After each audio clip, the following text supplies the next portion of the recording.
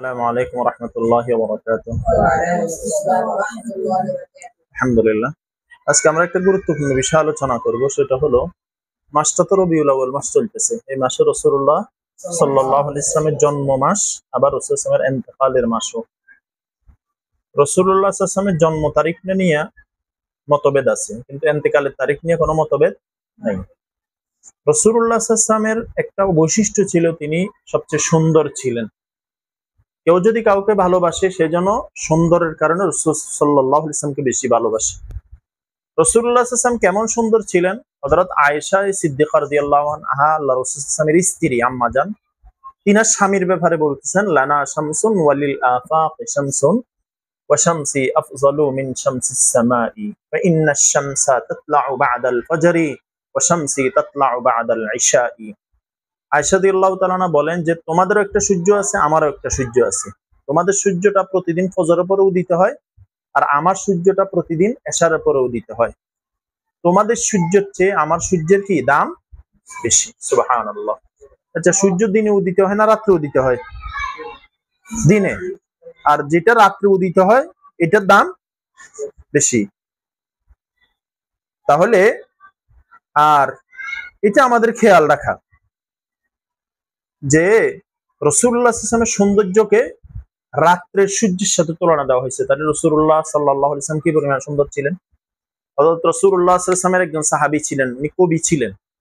উনি একটা কবিতা আবৃত্তি করছেন, ওয়া আহসানু মিনকা লাম তারা কাত্তু আইনি ওয়া আজমালা মিনকা লাম তালিদিন নিসাউ খুলিকতা মুবাররাআম মিন কুল্লি আইবিন কাআন্নাকা ক্বাদ খুলিকতা কামা তাশাউ।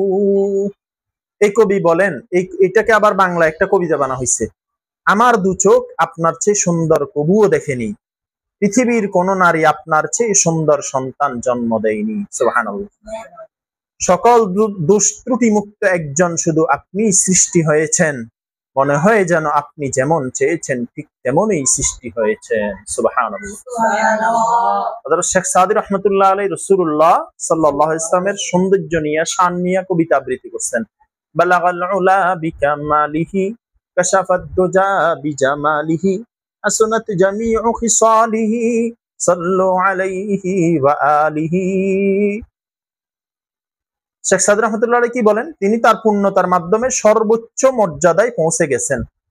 তার সৌন্দর্যে সমস্ত অন্ধকার দূর হয়ে গেছে। সুবহানাল্লাহ। তার সকল গুণাবলী উত্তম ও সুন্দর, তার এবং তার পরিবারের শান্তি বর্ষিত হোক। সুবহানাল্লাহ। সাল্লাল্লাহু আলাইহি ওয়াসাল্লাম। তাহলে রাসূলুল্লাহ সাল্লাল্লাহু আলাইহি ওয়াসাল্লামের চেয়ে সুন্দর পৃথিবীর বুকে আর কেউ নাই। রাসূলুল্লাহ সাল্লাল্লাহু আলাইহি ওয়াসাল্লামের এক সাহাবীর খিদা লাগছে, রাসূল সাল্লাল্লাহু দরবারে আয়েশা রাসূল সাল্লাল্লাহু আলাইহি দিকে তাকাইয়া ছিলেন, ক্ষুধা নিবারণ হয়ে গেছে। সুবহানাল্লাহ। হাজার পেরেশানি ছিল, রাসূলুল্লাহ সাল্লাল্লাহু আলাইহি সামনে আসছেন, রাসূলকে দেখছেন, সব পেরেশানি দূর হয়ে গেছে।